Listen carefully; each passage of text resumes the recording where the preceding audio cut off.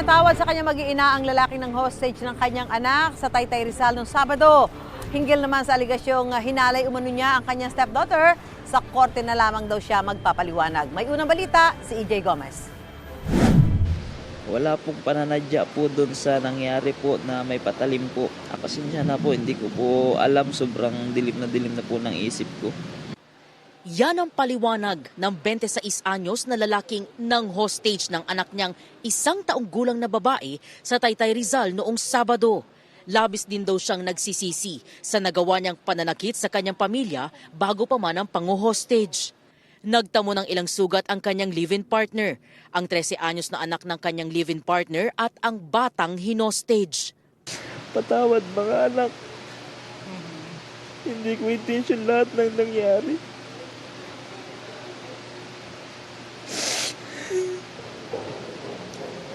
Hihingi po ako ng tawad sa asawa. Anak!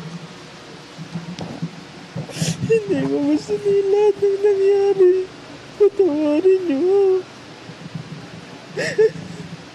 Gusto ko kayong makasama. Gusto ko mabuulit yung pamilya natin. Bukod sa pangu-hostage, inaakusahan din ng lalaki ng pangahalay sa anak ng kanyang live-in partner. Tingin ko doon, andun, hinahalay niya yung anak ko habang itong mga kambal nandun sa paligid. Nahuli ko po sa akto.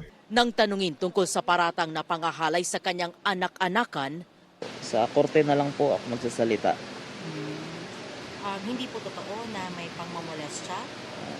Sa korte na lang po, ma'am.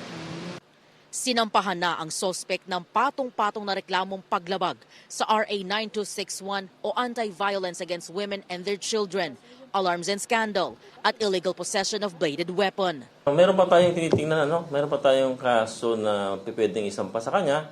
So siguro by this week, pagka nakumpleto na ng